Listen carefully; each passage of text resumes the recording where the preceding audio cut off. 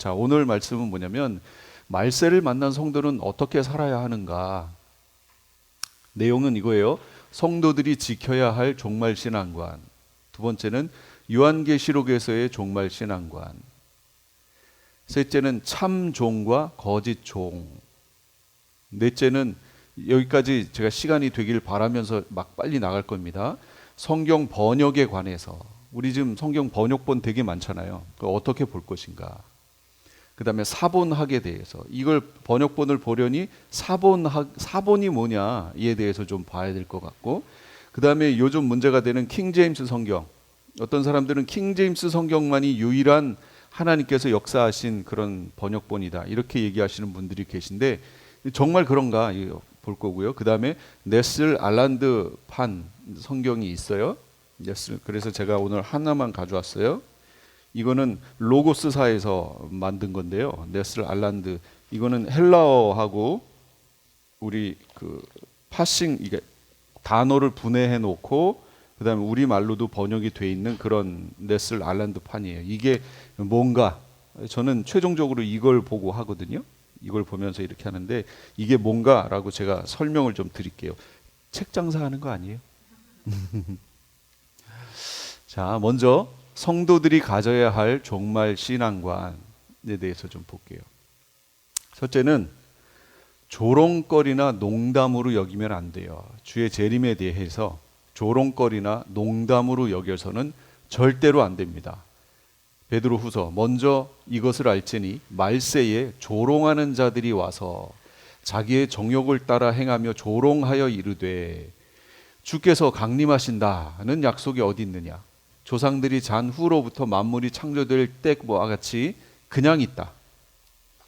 그들이 너희에게 말하기를 마지막 때에 자기의 경건하지 않은 정욕대로 행하며 조롱하는 자들이 있으리라. 마지막 시대에 조롱하는 자들이 있을 거래요. 뭐에 대해서?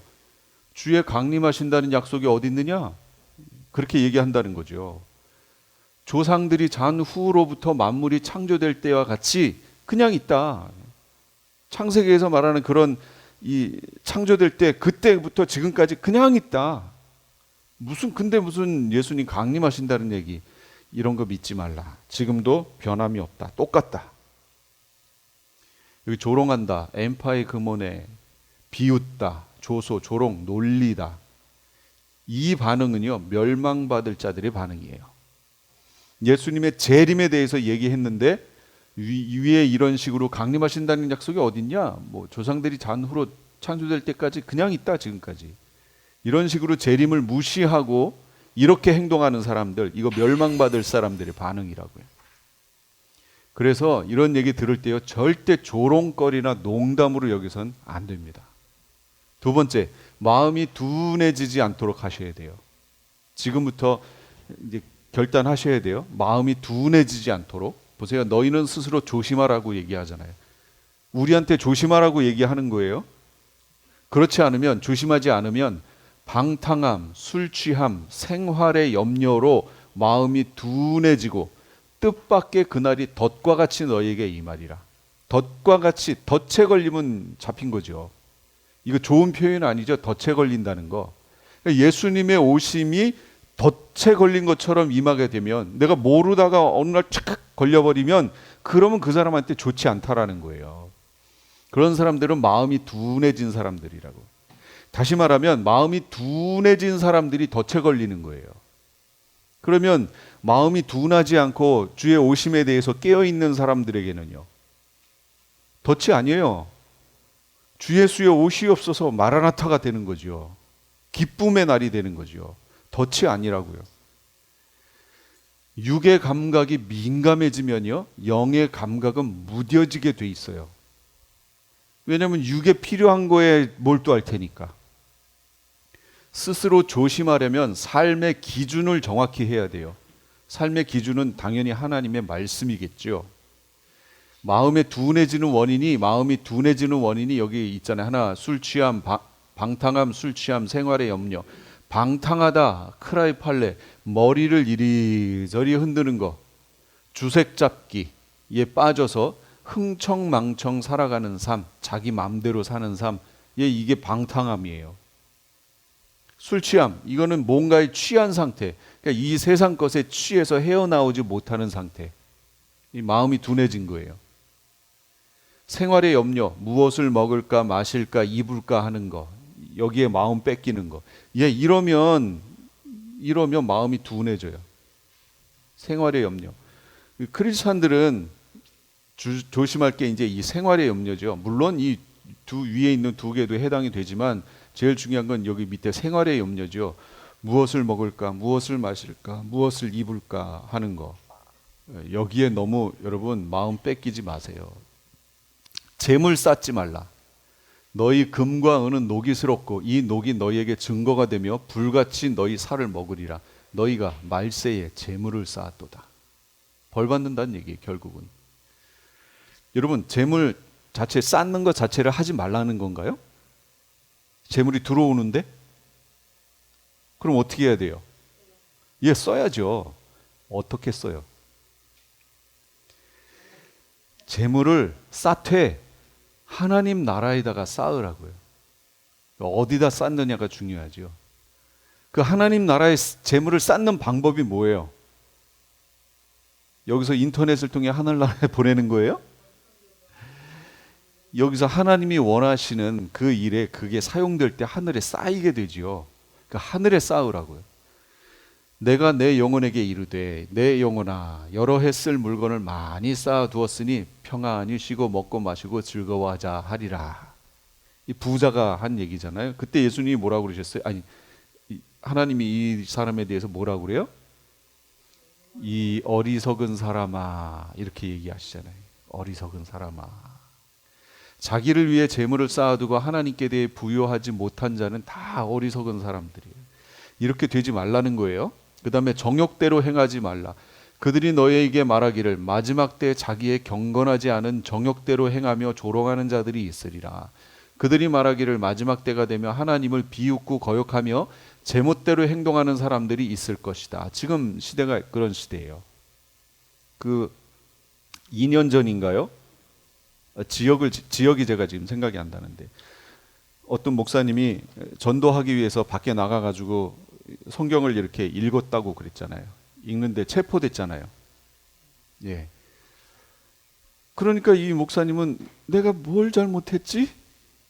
잘못한 게 없는데? 그 낙태 옹호하고 막 이러는 시위하고 막 그런 현장에 가서 막 얘기를 할 수 없으니까 성경을 그냥 읽었대요. 요한복음 1장 태초에 말씀이 계시니라 이 말씀이 하나님과 함께 계셨으니 쭉 요한복음을 읽는데 거기 있는 사람들이 와가지고 막 이 목사님 성경책 뺏어서 다 찢어버리고 사람들이 와가지고 목사님 들어가지고 한 블럭 가가지고 거기 시멘트에 대고 확 콘크리트에 던져버리고 그랬더니 그때서 이제 경찰이 왔는데 경찰이 목사님을 돕는 게 아니라 목사님한테 하지 말라고 딱 이래가지고 그래도 성경을 읽겠다고 그러니까 체포해서 데리고 왔어요. 수갑 채워가지고. 그게 2번이나 있었어요. 그래서 이 목사님이 너무 억울한 거예요.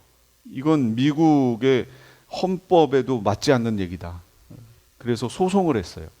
첫 번째 재판에서 졌어요. 목사님이. 너무 황당한 거예요. 이거 어떻게 미국에서 이럴 수 있는가. 그래서 항소 순회법원이라고 더 고등법원에다가 제소를 했어요. 그래서 결국은 재판관 3명이 했는데 3대 0으로 해서 이겼어요. 그래서 그 밑에 그 지역에다가 이거 다시 원상복귀 해라 해가지고 처리했던 것들 다 원상복귀하고 원래대로 와서 3번째 또 전도하러 또 나갔어요. 근데도 거기서 또 맞았어요. 지금 미국에서 그런 일이 벌어지고 있다고요. 말씀을 전하고 있는데 성경을 밖에서 읽는데도 그냥 그렇게 폭력을 당하는 그런 시대. 여기 있는 이런 시대예요. 하나님을 비웃고 거역하며 제멋대로 행동하는 사람들이 지금 있을 거라는 거죠. 지금 있어요. 지금. 그런가 하면 이 마지막 시대를 향해서 같이 모여서 기도하자고 하는 기도 모임도 있고 이게 극명하게 이제 갈라진단 말이죠. 누가 하나님을 비웃는가, 누가 하나님을 주님으로 섬기고 있는가, 극명하게 갈라지는 그런 시대에 지금 우리가 있습니다. 여기에서는 뭐 그런 일 없었나요? 동성애에 대한 거 잘못됐다고 지적했더니 결국은 예배 시간에 와가지고 쫓겨났잖아요, 목사님이. 그런 일이 지금 벌어지고 있단 말이죠. 정욕을 위해 육신의 일을 도모하지 말아야 한다.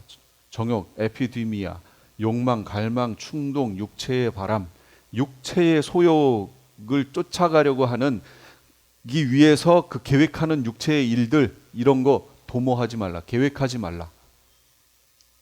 오직 주 예수 그리스도를 옷 입고 정욕을 위해서 육신의 일을 도모하지 말라. 어떤 일을 이루려고 수단 방법을 꾀하지 말라. 그러나 부유하게 되고자 하는 자들은 유혹, 올무, 여러 가지 어리석고 해로운 정욕에 빠지리니 이는 사람들로 파멸, 멸망에 빠지게 하는 것이라. 부유하게 되고자 하는 자들이 정욕에 빠져요. 성경 얘기예요.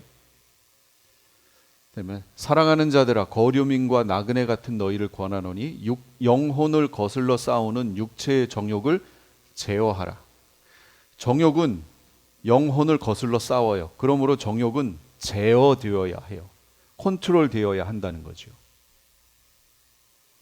이 컨트롤 누가 해요? 우리가 하는 거죠. 제어하라. 내가 하는 거죠. 그러니까 우리에게 자유의지가 있어요, 없어요? 있죠. 성경은 누누이 자유의지라는 말은 쓰지 않지만 그 내용들을 계속 우리에게 얘기하고 있는데 왜 자유의지가 없다고, 하나님의 주권으로만 작용한다고? 아닙니다. 정확한 흐름을 보면 시작은 하나님의 주권적 은혜라고 했죠. 이제 하나님은 백성 무리 안으로 들어왔어요. 그러면 이제 살았어요. 우리가 살아났어요. 그렇기 때문에 자유의지가 있어요. 그럼에도 불구하고 이 상태 그대로 주님이 두시는 게 아니에요. 이 상태 그대로 두면 소용없어요. 우리의 육체의 연약함으로 말미암아 소용없어요. 그래서 성령 하나님이 먼저 오셔서 은혜를 베푸셔서 우리를 인도하신다고 얘기했죠. 그러면 우리는 그걸 보고 어떻게 해야 돼요? 따라가는 거죠. 순종이라는 말이 그래서 필요한 거예요. 왜 바울이 순종이라는 말을 계속 쓰는지를 이해해야 돼요. 순종이 무엇을 전제로 할 때 순종이라는 말이 나와요? 자유의지가 전제될 때 순종이라는 말이 나오는 거지, 자유의지가 없는데 순종이라는 말을 쓸 수 있나요? 없지요. 그러니까 바울은 계속 순종, 복종 이런 얘기를 한단 말이에요. 자유의지가 있으니까. 그럼 자유의지를 사용하여 우리가 순종하여 복종하여 주님의 뒤를 따라가는 거예요. 그럼 그 결과는 누가 이루시는 거예요? 하나님이 이루시는 거예요. 내가 이루는 게 아니에요. 나는 순종하고 따라갈 뿐이에요.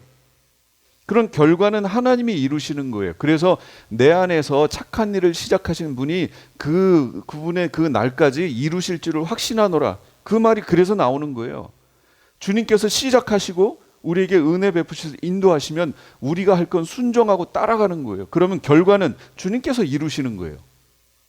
그렇게 이루어 가신다고요. 그러니까 제어하라. 이거 우리가 하는 거예요. 제어하라. 정욕에 이끌려 살면 안 되고요. 육체의 남은 때를 하나님의 뜻을 따라 살아가야 돼요. 보세요. 여기 베드로전서 4장 2절에 그 후로는 다시 사람의 정욕을 따르지 않고 하나님의 뜻을 따라 육체의 남은 때를 살게 하려 함이라. 예, 지금 우리가 육체의 남은 때를 하나님의 뜻을 따라 살게 하려고 우리를 불러주셨다는 거죠.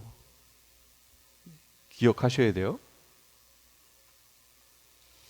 다수의 편에 서시면 안 돼요. 진리의 편에 서셔야 돼요. 중요해요, 이 말은요. 그러나 그들의 다수를 하나님이 기뻐하지 아니하셨으므로 그들이 광야에서 멸망받았느니라.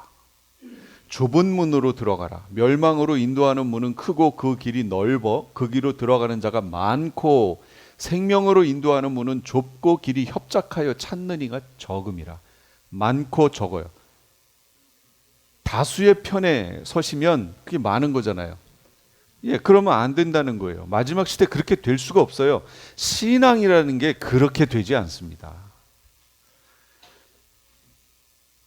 그래서 남은 자 사상이라고 하는 게 나오는 거예요. 남은 자 사상. 남은 자라는 표현은 많다라는 표현이 아니에요.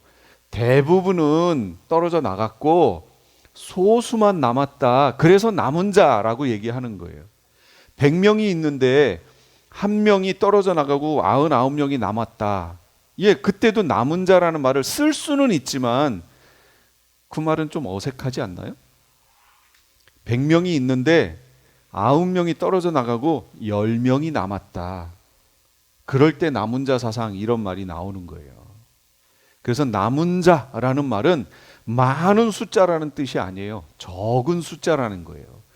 그래서 지금 인류 전체로 80억으로 보면 기독교인들은 크리스찬들 숫자 뭐 별로 안 되죠. 별로 안 되지는 않아요. 뭐 기독교 그러면 카톨릭도 거기에 들어가니까 정교회, 카톨릭 뭐 다 집어넣으면 꽤 되지요. 그런데 그 숫자 전체가 구워 넣느냐? 아니라고요. 그 중에 남은 자만 구워 넣는 거예요. 그래서 이스라엘도요.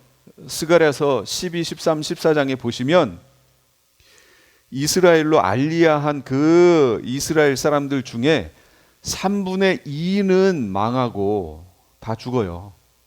그리고 3분의 1만 살아남아요. 그래서 이들을 환란 가운데 집어넣어서 정금과 같이 만드시는 거예요. 그리고 이들이 드디어 하나님이 내 하나님이십니다라고 고백하고 하나님은 너희는 내 자녀다, 아들이다 이렇게 얘기하신다고요. 그래서 남은 자 사상이라고요. 3분의 1만 남아요. 이스라엘 전체에서. 이 얘기는 이스라엘이 이방의 본복이라고 얘기했잖아요. 예언적 원근 통시법적 관점으로. 그렇다면 이렇게 짐작해 볼 수 있다는 거예요. 뭐냐면 이방 교회 전체를 놓고 봤을 때 많은 수가 약 3분의 2는 망하지 않을까 하는 거죠. 3분의 1만 살아남아서 이들이 하나님 앞에 바쳐지는 게 아닌가 하고 마지막 시대를 그려볼 수 있다는 거예요. 그러니까 우리는 다수의 편에 서시면 안 돼요. 다수의 편에 선다는 말을 잘 또 생각해 보셔야 돼요. 하나님의 종들은 소수였고요. 많은 종들은 거짓 예언을 했기 때문에 이스라엘이 멸망해요. 예수님 초림 때도요. 거짓 종들, 대제사장, 제사장, 율법사, 서기관, 바리새인들 이 거짓 종들이었죠. 예수님을 거역했고요. 소수의 사람들만 남아서 예수님을 맞이해요. 지극히 소수요. 라오디게아, 이게 7교회 중에 마지막 교회의 모습인데 이 라오디게아라는 뜻이 민중의 비위를 맞추다 또는 백성의 비위를 맞추다라는 그런 뜻이에요. 이 라오디게아라는 뜻이. 그게 뭐예요? 마지막 종말 교회의 모습이라는 거예요. 마지막 교회 종말 교회의 모습이 뭐라고요? 백성의 비위를 맞추다. 교회가 선도적으로 단에서 진리의 말씀을 선포하고 그 진리를 따라가도록 하는 게 아니고 그 시대의 사조와 그 시대 백성들의 어떤 생각을 그들에게 비위를 맞춰서 교회 숫자 늘리기, 숫자 노름한다든지 이런 식으로 한다라는 거예요. 그렇게 돼요. 그래서 마지막 교회의 모습이 민주주의적 교회 정치 이렇게 얘기를 해요. 장로교 정치가 민주주의적 교회 정치거든요. 민주정치거든요. 여러분 성경적이지 않아요. 자신 있게 말합니다. 여러분 성경에서 저는 공산주의자 아니에요. 저 사회주의자 아닙니다. 제가 얘기하는 건 말씀에서 보자는 얘기예요. 성경에 있는 모든 흐름을 여러분 통틀어서 봤을 때 민주주의적으로 다수결의 원칙으로 하나님의 말씀이 쭉 뜻이 진행된 거 여러분 보셨어요? 구약을 통해서 여러분 다 보세요. 다수결의 원칙으로 하셨나요? 있으면 저한테 좀 가르쳐 줘 보세요. 근데 우리는 언제부턴가 다수결 하면은 그게 하나님이 복 주시는 것처럼 자꾸 생각한다는 거예요. 아니거든요. 잘 생각해 보세요. 저는 정치 얘기하는 거 아니에요.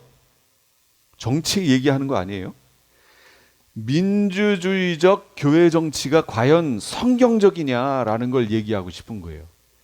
그 성경의 모든 역사가 민주적으로 진행되어 왔느냐, 다수결의 원칙으로 진행되어 왔느냐. 여러분 이스라엘이 출애굽해서 인도될 때 다수결로 했나요? 아니에요. 하나님은 하나님의 종 하나를 세우셔서 그 종을 통해서 이끌어 가셨죠. 하나님의 뜻을 통해서.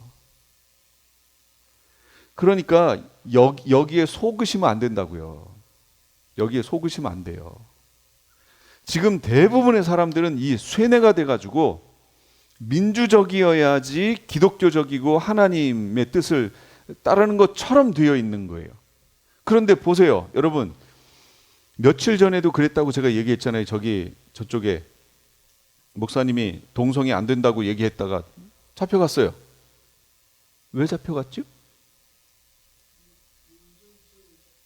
예, 민주주의라고 하는 거기에서 그들이 다수결에 의해 법을 통과시켰는데 그게 하나님 말씀을 전하면 안 되는 거예요. 하나님 말씀하고 반하는 내용이에요. 그러면 만약에 민주주의라고 하는 여기에서 계속 이런 법이 통과돼 가지고 나중에는 크리스찬들이 이곳에 살 수 없게끔 말도 못하게끔 됐다면, 그 시대가 쭉 지속된다면, 여러분이 그 속에 살고 있다면 여러분이 민주주의적 이 정치 체계를 하나님의 복이라고 여러분 얘기하시겠어요? 안 하겠죠. 절대로 안 하겠죠.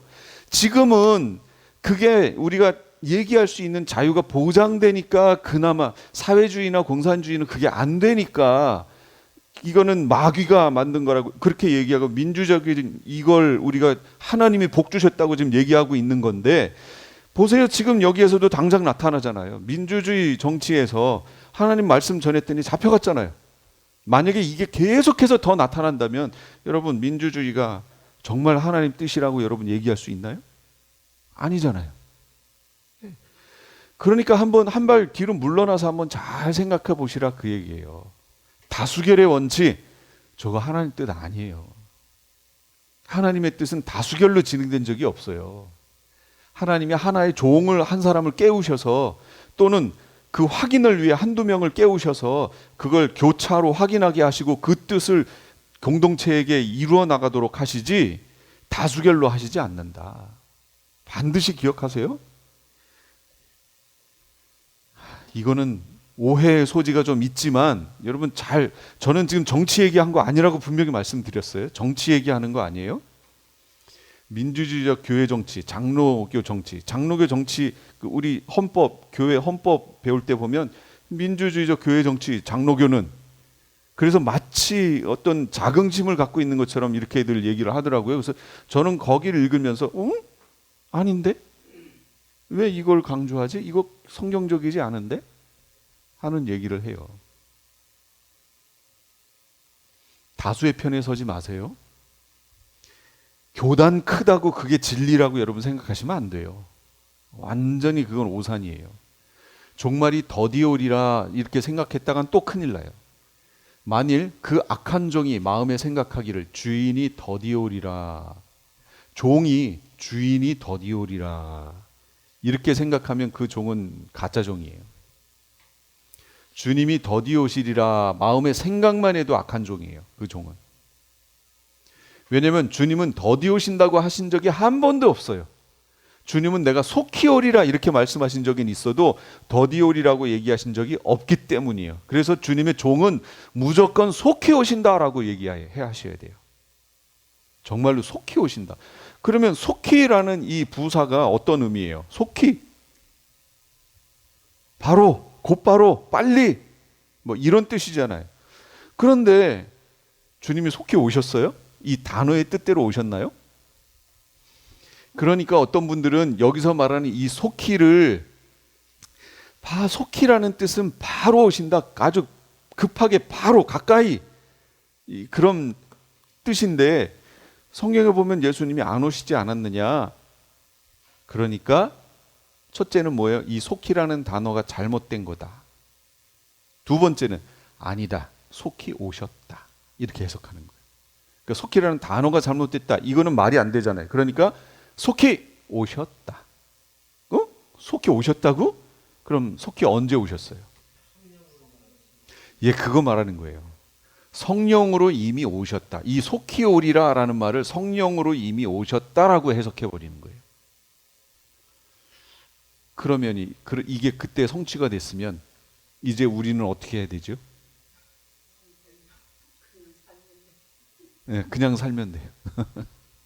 속히 기다릴 필요가 없어요. 예수님 기다릴 필요가 없는 거예요. 그 해석이 되면.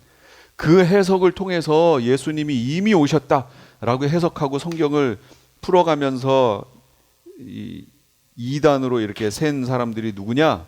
그게 안상홍, 하나님 어머니 이렇게 얘기하는 그 이단 그룹 있죠? 거기서 이걸 강조하는 거예요.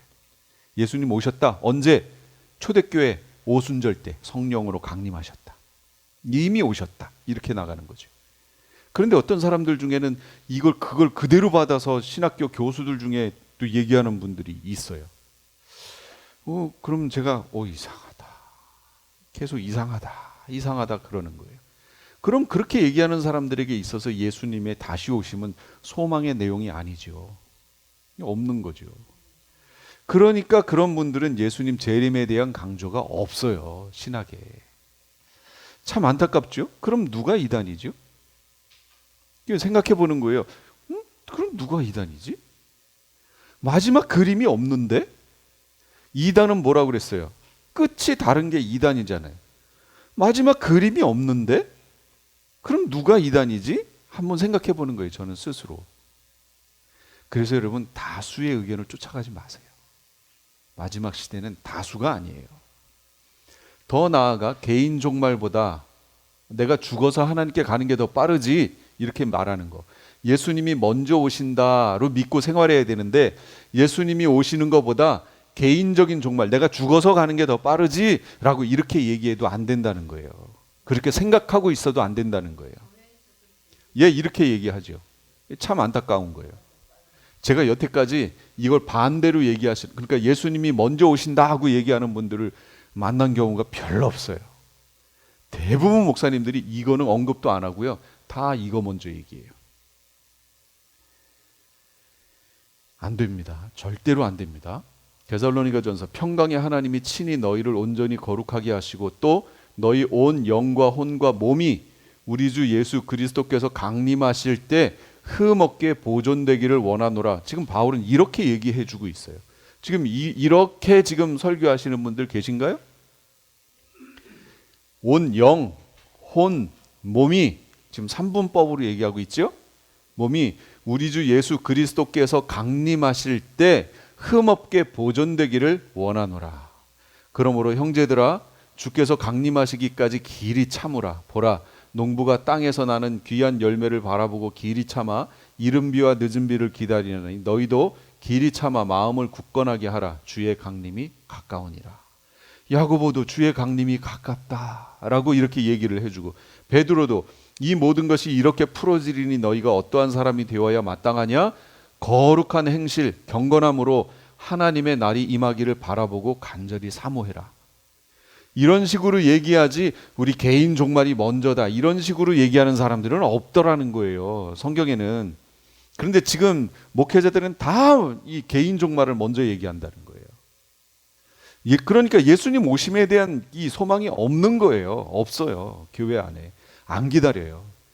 그래서 예수님을 기다리는 무리와 기다리지 않는 무리로 쫙 갈라질 겁니다. 기다리지 않는 무리들에게는 예수님의 오심이 어떻게 느껴질까요? 깜짝 놀래죠. 이 어떻게 된 거지? 하고 깜짝 놀랄 거예요. 그 다음에 멸망의 원인에 걸려들면 안 돼요. 이게 고린도전서 10장 1절에서 12절 여기만 있는 게 아니에요. 히브리서에도 나와 있어요. 고린도전서 10장을 제가 여기 10장 1절에서 12절까지를 이렇게 분해를 해봤어요. 1, 2절 세례받았다. 우리는 어떻게 세례받았느냐? 우리가 아니라 이스라엘이 세례받았다. 구름 기둥과 바다, 홍해 사건을 통해서 세례받았다. 3, 4절 하나님의 말씀을 받고 그리스도와 동행했다. 어디서? 광야에서. 신령한 음식 만나였죠 그때는. 근데 이게 결국 말씀을 의미하잖아요. 그리고 신령한 음료 예수 그리스도를 마셨다. 하나님의 유기의 대상, 본보기, 유기, 버려짐의 대상.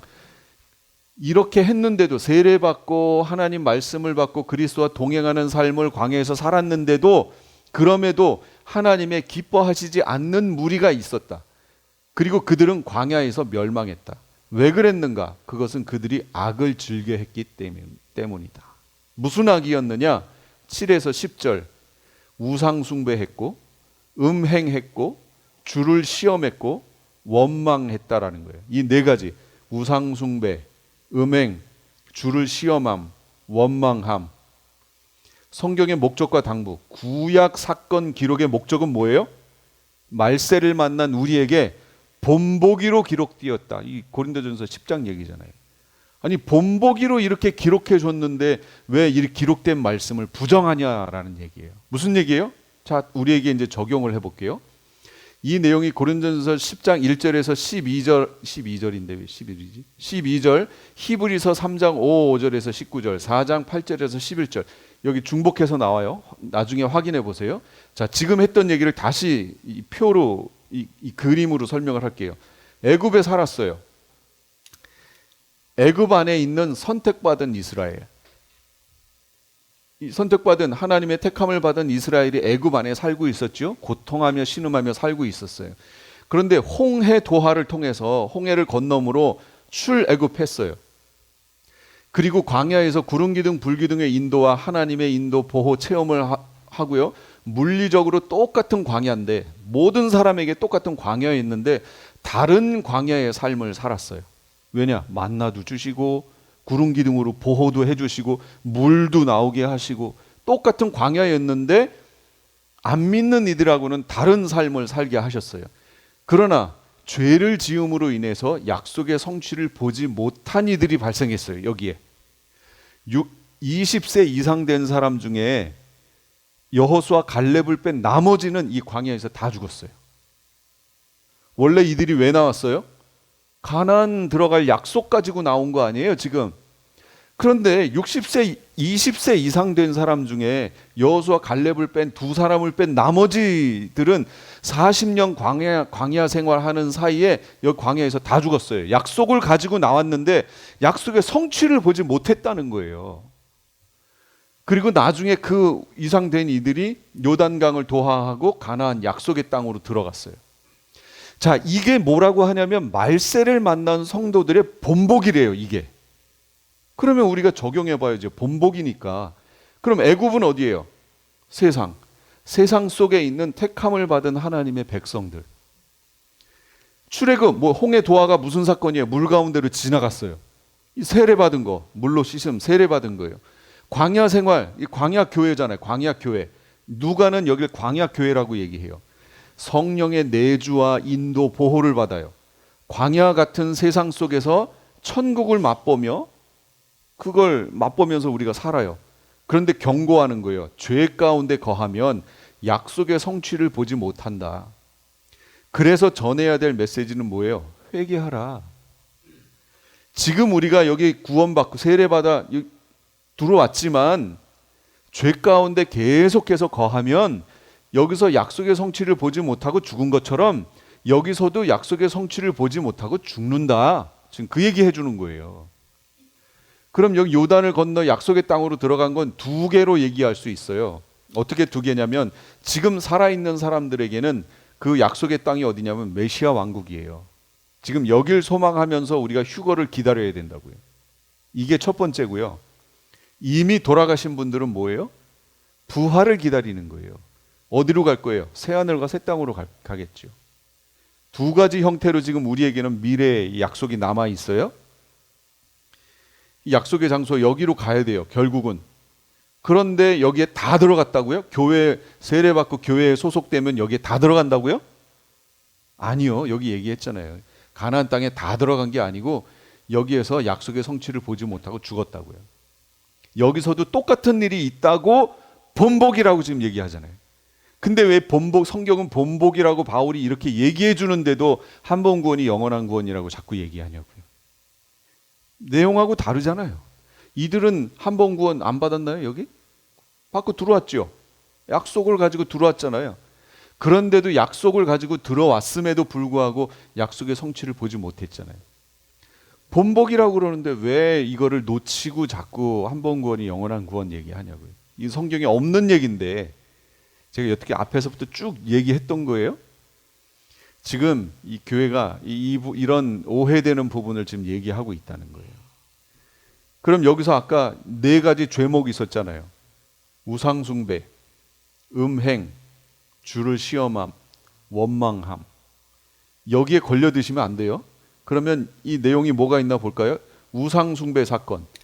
그들 가운데 어떤 사람들과 같이 너희는 우상숭배하는 자가 되지 말라. 기록된 바 백성이 앉아서 먹고 마시며 일어나서 뛰논다 함과 같으니라.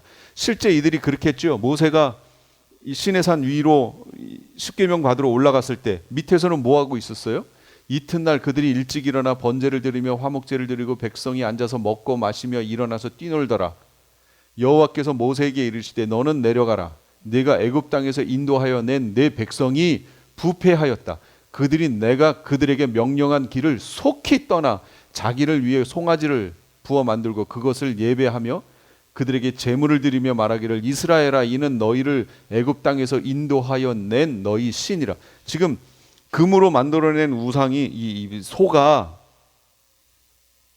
애굽 땅에서 인도하여 낸 너희 신 여호와라고 지금 얘기하는 거예요. 이게 그러면서 그 주위를 돌면서 뛰논다는 거예요. 지금 하나님이 그렇게 얘기하세요. 우상 숭배하고 있다는 거죠. 정말 완악한 백성이죠. 홍해를 갈라서 그 어마어마한 광경을 보여주시고 애굽을 대적하여 구해내시고 막 하신, 그리고 시내산에 그 막 두려울 정도로 어둠이 깜깜하게 임하면서 거기에서 불 가운데 역사하시는 그 하나님을 다 보고서도 그 며칠 못 참고 이렇게 바뀌는 거예요.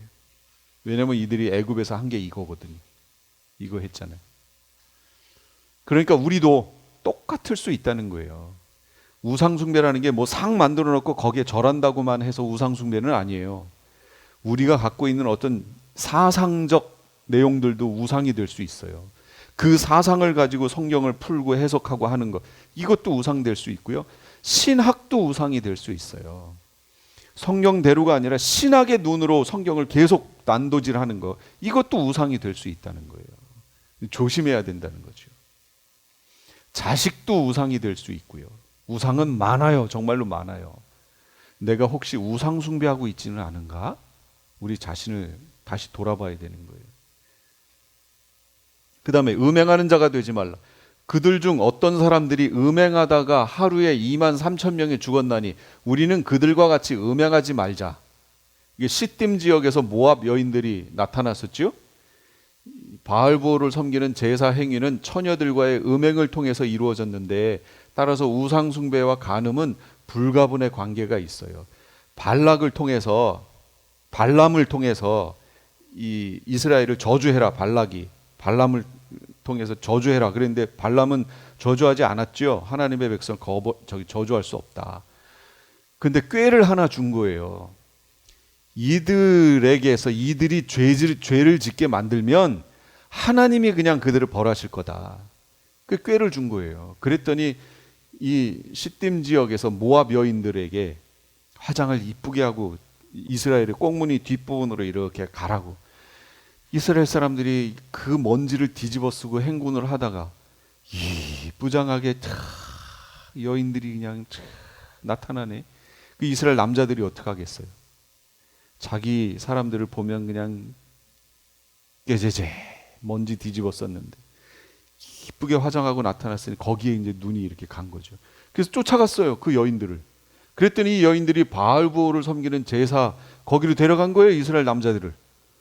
근데 그 제사 행위의 절정이 뭐냐면 거기 있는 그 여자들하고 행음하는 거예요. 이게 그 절정이라고요. 이렇게 시켰어요. 우상 숭배하고 간음은 따라가는 거예요, 성적인 타락은. 그래서 지금 여러분 성적인 타락이 많은 지역들 여러분 생각해 보세요. 그러면 거기는 우상이 많다는 걸 얘기하는 거예요. 일본 성적인 타락이 심하죠. 그럼 거기 우상이 많은 거예요. 우상이 일본 국민들 숫자보다 많아요. 너무 많아요. 따라가게 돼 있어요. 동남아라든지 이런 데 여러분 잘 생각해 보세요. 이 성적인 타락과 우상 숭배는 따라가게 돼 있어요. 그게 같이 가는 거예요. 이렇게 해서 하루아침에 23,000명이 졸지에 죽었어요. 그 다음에 주를 시험하다가 그들 가운데 어떤 사람들이 주를 시험하다가 뱀에게 멸망하였나니 우리는 그들과 같이 시험하지 말자. 홍해길로 여기에 무슨 얘기냐, 그림을 제가 보여드려야 여러분 이해하시는데, 여기 있다가 여기 호르산이잖아요. 여기서 쭉 올라가면 여기 벌써 가나안 나오잖아요. 쉽게 올라갈 수 있어요. 여기 평지로에서. 근데 에돔 족속이 여기를 막아버려요. 못 가게. 그러니까 이스라엘 민족이 가질 못하고 뺑 돌아가지고 여기도 보세요. 이 산 험하지요. 여기를 거쳐서 이렇게 돌아서 들어간 거예요. 그러니 여기 이 산행, 완전 산행이잖아요. 평지에는 그들 에돔 족속이 살았을 거 아니에요. 그러니까 거기를 통과 못하니까 피해서 산으로 해서 이렇게 들어갔다고요. 산으로. 그러면 저 길에는 아이와 노인과 여자와 가축만 있나요? 그걸 끌 수 있는 수레라든지 이런 것들이 있었을 거 아니에요. 이게 산길을 어떻게 가요? 산길을 얼마나 힘들어요. 이게 다 주변이 산인데 이렇게 산을 통해서 간 건데, 그러니 얼마나 힘들어요. 이스라엘 사람들이. 남자들은 그냥 막 죽어나는 거죠. 아이 데리고 가랴, 노인들 막 가랴, 가축들 끌면서 수레 끌고 짐 실은 거 막 밀고 가랴. 얼마나 힘들어요. 그랬더니 원망을 하기 시작한 거예요. 이 사람들이 너무 힘들다고. 어떤 사람들이 주를 시험하다가 뱀에게, 이 에돔 땅을 우회해서 길이 너무 험해요. 시험하니까 백성들의 마음이 상하여 먹을 것, 물, 하찮은 음식에 싫어하고요. 하나님께서 불뱀을 보내서 많은 백성들을 죽여요. 백성들이 모세에게 회개해요. 잘못했다고. 모세가 백성들을 위해서 기도해요. 그랬더니 하나님이 장대 위에 놋뱀을 만들어서 매달아라. 장대 위에 놋뱀을 쳐다보면 살게 된다. 이것도 또 애매한 거 아니에요? 여러분, 지금 뱀한테 물렸어요. 얼마나 고통스러워요. 그래서 텐트 안에서 고통스러워서 지금 누워 있는데, 장대에다가 지금 그 사람 숫자가 몇 명이에요? 200만 넘어가는 사람들 숫자잖아요. 그게 얼마나 많아요. 얼마나 많아. 그런데 그들이 각각 텐트를 치고 막 이렇게 있는데, 가운데다가 장대를 하나 달아가지고 거기다가 놋뱀을 하나 이렇게 달아놨어요. 높이 이렇게. 텐트에서 나와서 저 놋뱀을 쳐다보면 산다? 이렇게 얘기한 거예요. 그럼 생각해 보세요. 상식적으로. 난 지금 뱀에 물렸는데 무슨 약초라든지 이런 걸 줘가지고 그걸 먹게 한다든지 해서 이 독을 중화시켜서 살게 한다든지, 이게 아니고 내가 눈으로 장대에 매달려 있는 놋뱀을 쳐다보면서 한다. 이건 상식적이지 않지요. 논리적이지도 않지요. 이거는 진짜로 믿음이 필요한 행위예요. 정말로 그 모세가 말한 그 행위를 믿으면 그걸 하는 거고, 안 하면, 못 믿으면 안 하면 되는 거예요.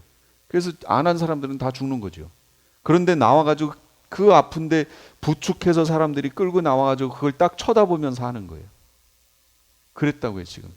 근데 이렇게 쳐다보고 산 사람도 있지만 죽은 사람들도 많다는 거예요. 그러니까 여기서 얘기하는 거예요. 시험하지 말자. 많은 사람이 죽었다.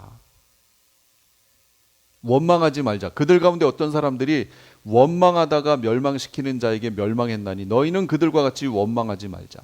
민수기에 보면 레위의 증손 고핫의 손자 이스할의 아들 고라, 루벤의 자손 엘리압의 아들 다단, 아비람, 벨렛의 아들 온이 당을 지어서 모세를 대적했잖아요. 이스라엘 자손 총회에서 택함을 받은 자, 곧 회중 가운데서 이름 있는 지휘관 250명과 함께 일어나서 모세를 거스렸어요. 모세는 하나예요. 여기 있는 사람들이 250명과 함께 다수가 당을 지어서 대적했어요. 지금 일어나 모세를 거스렸어요. 나중에 이 고라한테 갔더니 모세가 땅이 그 입을 열어서 고라와 그들의 집, 고라에게 속한 모든 사람, 그들을 재물을 다 삼켜버려요. 완전히 삼켜버리는 사건이 벌어져요. 그래서 하나님이 고라가 틀렸고 모세가 옳다라는 것을 하나님이 보여주세요. 여기서도 여러분 다수결인가요? 아니에요. 다수결 아니에요. 250대 1이거든요 지금. 그럼 다수결 원칙이, 이 사람들 지휘관들이에요. 지휘관이라잖아요. 250대 1이면 당연히 이들 뜻을 따라야죠. 그런데 하나님은 아니라고요. 모세를 옳다고 얘기해 주세요. 이튿날 이스라엘 자손 온 회중이 고라와 그의 일로 죽은 자 외에 연병에 죽은 자가 14,700명. 예, 이 원망하다가 이렇게 죽는 거예요. 그러니까 이거 하지 말자고 지금 얘기해 주는 거죠. 아까 우상숭배, 음행, 주를 시험함, 원망, 이 네 가지는 교회 안에서 절대로 해서는 안 되는 것들이에요. 아니, 물론 다른 것도 그렇지만 이 네 가지는 절대 하시면 안 돼요. 우상숭배, 음행, 주를 시험함, 원망. 그래서 그 예들을 여러분 제가 거기 찾아드렸잖아요. 그 예들을 한번 묵상하시면서 아, 이런 행위는 교회에서 하면 안 되는구나. 하나님 앞에 명심하세요. 그런 행위를 했다가 바로 약속의 대상에서 제외된 거예요. 그렇게 하면 안 돼요. 자, 계시록에서의 종말 신앙관, 에베소 교회를 향해서 말씀합니다. 뭐라고 하시냐면 처음 사랑을 회복하라 이렇게 얘기하세요. 어디서 떨어졌는지 생각하고 회개하여 처음 행위를 가지라. 처음 행위를 가지라. 만일 그리하지 아니하고 회개하지 아니하면 내가 너에게 가서 너의 촛대를 그 자리에서 옮기겠다. 에베소 교회에게 등장하셨던 그 예수님의 모습은 뭐예요? 촛대 가운데 거니시는 모습으로 나왔잖아요. 그 돌봄이라고 얘기했죠. 돌봄. 교회를 돌봄. 그런데 그 촛대를 자리에서 옮겨버리겠다. 이게 무슨 얘기예요? 돌봄의 대상에서 제외시켜버리겠다. 이런 의미가 되는 거예요. 이렇게 되면 안 되죠. 왜 그럼 그런 자리에 들어가요? 처음 행위를 버렸기 때문에. 그래서 여기 디모데전서도 보세요. 처음 믿음을 저버렸으므로 정죄를 받느니라. 처음 믿음, 처음 사랑, 처음 행위, 첫사랑 이런 걸 지금 얘기해 주는 거예요. 이거 가지고 있어야 된다고. 지금 우리에게 하시는 말씀이에요. 여러분 처음 예수님 만났을 때 어떠셨어요? 거기가 어디가 됐든지 기도원 쫓아가고 어떤 시간이 돼도 와가지고 기도하고 새벽 기도하고 막 열심을 냈었잖아요. 그런데 그렇게 열심을 내다가 시간이 조금 지나니까 그 신앙이 점점 커져야 되는데 갑자기 생활의 염려가 닥치는 거예요. 삶 속에. 갑자기 자녀가 커가기 시작하면서 아이를 돌보기 시작하고 회사가 커가면서 바빠지기 시작하고 하다가 갑자기 주일도 놓치게 되고 그래서 제가 말씀드리는 게 있어요. 여러분 너무 바쁘시면 안 돼요. 다시요. 이게 배부른 소리 하네 이러실 수 있는데 아니에요. 제가 그렇게 얘기할 이유가 뭐가 있어요? 여러분 내 영혼을 위해서인 거죠. 너무 바쁘게 사시면 안 돼요. 너무 바쁘면 어떤 일이 벌어져요? 이런 일이 벌어져요. 처음 사랑, 첫사랑, 처음 믿음 버려요. 여러분이 바쁘면 그 바쁜 시간만큼 비례해서 하나님께 무릎 꿇어요? 그렇게 되든가요? 우리 육체는 그렇게 할 수가 없어요. 피곤하니까 소홀히 하게 돼요. 근데 이게 처음 소홀히 하는 건 상관없어요. 그러면 주님 제가 이래서 이랬군요. 죄송합니다 하고 처음에는 할 수 있는데 이게 삶 전체에서 계속 된다고 해보세요. 그럼 어떻게 될까요? 놓쳐요. 진짜로 놓쳐요. 그래서 너무 바쁘게 사시면 안 돼요. 주님께 드릴 시간을 여유를 갖고 사셔야 돼요. 근데 그걸 왜 못하죠? 그게 바로 욕심이라는 거예요. 욕심. 내가 내 환경에 맞게 그거 이상의 것을 내가 추구하는 그 욕심, 정욕 때문에 그걸 추구하려다가 이걸 놓친 거예요. 그냥 하나님이 주신 선 안에서 그냥 사시는 게 좋아요. 그러다가 주님께서 인도하시면 그 인도대로 따라가는 게 좋다고요. 주님께서 허락하신다. 그러면 허락을 받는 거죠. 물질에 대한 것도 주님이 허락하셔서 풍성히 주시면 오케이. 그런데 대부분은 그게 아니고 어떻게 한다고요? 내가 쫓아간다고요. 거기에서부터 문제가 생긴다는 거예요. 일하지 말라는 얘기가 아니에요. 제 오해하시지 마세요. 처음 행위와 처음 믿음과 처음 사랑을 버릴 정도로 너무 바쁘게 살지 말라고 얘기하는 거예요. 주님께 드릴 수 있는 시간을 충분히 가지시라. 그 얘기입니다. 그 다음에 서문학교회는 어땠어요? 환난과 궁핍 가운데서도 죽도록 충성했어요. 이 교회는 책망이 없었어요.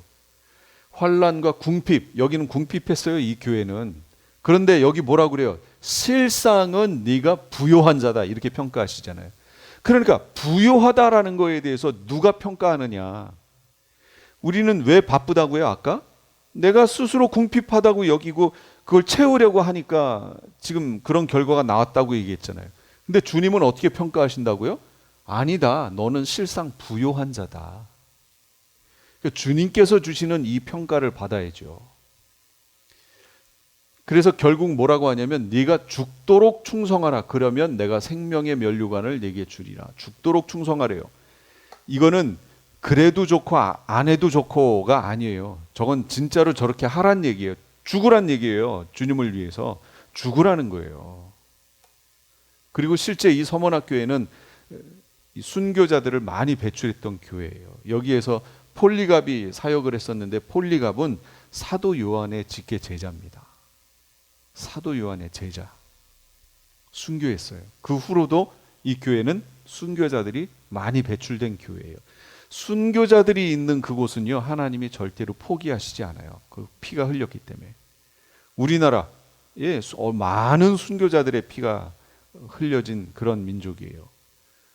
일본은요, 일본도 흘렸어요. 그래서 일본에는요, 많은 수의 크리스찬들이 있진 않아요. 아주 극소수예요. 일본 전체 국민으로 치면 0.0 몇 %인데 아주 극소수예요. 그런데 일본 크리스찬들의 신앙의 수준은 어마어마하게 높아요. 정말로 순교를 각오할 정도로 높아요. 이 사람들이. 버가모 교회, 진리와 비진리가 섞이게 하면 안 돼요. 진리, 비진리가 섞이면 안 돼요. 네게 두어 가지 책망할 것이 있나니 거기 네게 발람의 교훈을 지키는 자들이 있도다. 발람의 교훈. 발람이 발락을 가르쳐 이스라엘 자손 앞에 걸림돌을 놓아 우상의 제물을 먹게 했고 또 행음하게 했다. 아까 봤던 거 그거예요. 이게 이 사건, 발람 사건이. 진리와 비진리가 섞여 있다는 거예요. 교회 안에 발람의 교훈, 하나님을 하나님 앞에 우상숭배하는 그 내용들이 교회 안에 있다는 거예요. 여러분, 현대교회에 이게 있어요, 없어요? 있어요. 있어요. 그러니까 이 요소들을 찾아내라는 거예요. 이런 얘기들. 근데 제가 아까 그 발람의 교훈과 같은 이런 참 진리가 아닌 내용들 중에 뭐가 있다고 그랬죠? 우상숭배의 내용 중에 자녀도 있고 물질도 있고 여러 가지가 있는데 사상적인 것도 있고 그 중에 신학적인 것도 있다고 그랬잖아요. 신학이 우상이 되는 경우 있다니까요. 하나님은 안 된다라고 얘기하시는데 자신들의 신학으로 된다 이렇게 얘기하면 여러분 그거 뭐예요? 우상이죠. 분별하시라는 얘기 하는 거예요. 지금 분별하시라. 지금 섞여 있어요. 두아디라, 거짓 선지자들을 용납하거나 그들의 가르침을 받으면 안 된다. 그런데 지금 한국교회에는 이 거짓 선지자들이 많아요. 네가 책망할 것이 있노라. 자칭 선지자라는 여자 이세벨을 네가 용납했으니 그가 내 종들을 가르쳐 꾀어 행음하게 하고 우상의 제물을 먹게 하는도다. 요한계시록에는 두 여자가 있다고 그랬잖아요. 하나는 뭐라고요? 교회. 하나는 음녀라고 얘기했죠. 이게 바로 음녀 말하는 거예요. 음녀 이세벨이 교회에 있다고요. 그래서 그가 뭐예요?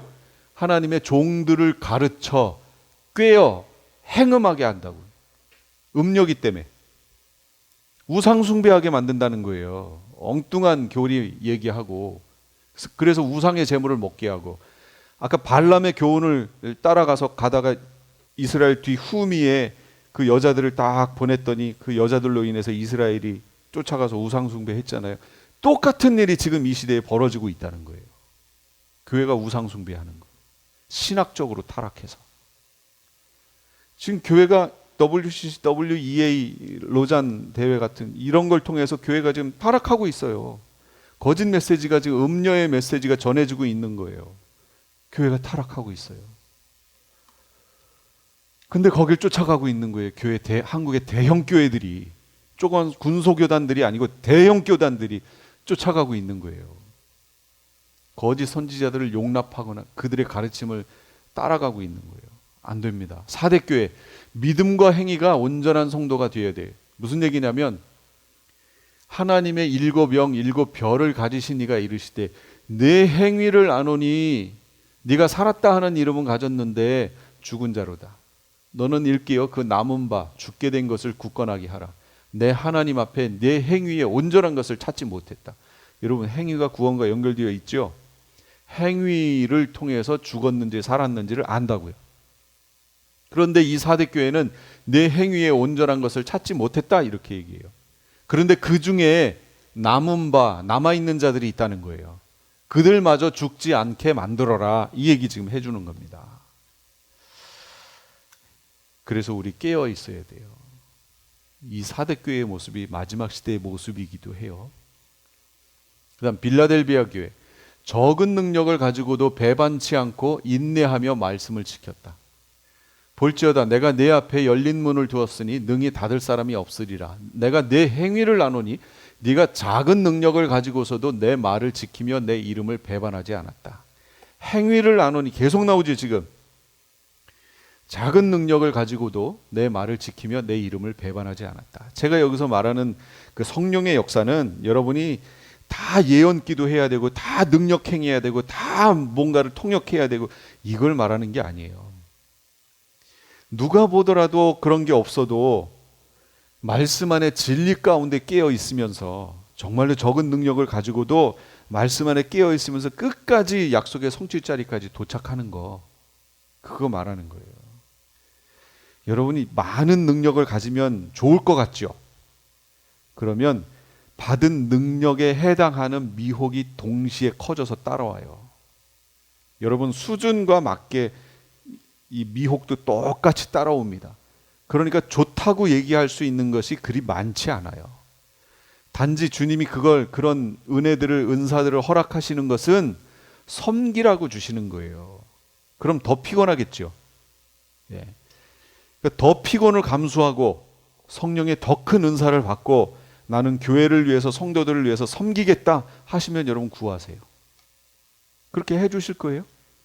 근데 나는 그렇게 아직 못하겠다. 그러면 하나님이 주시는 데까지 여러분 허용하시고 그 안에서 여러분 감사하면서 생활하세요.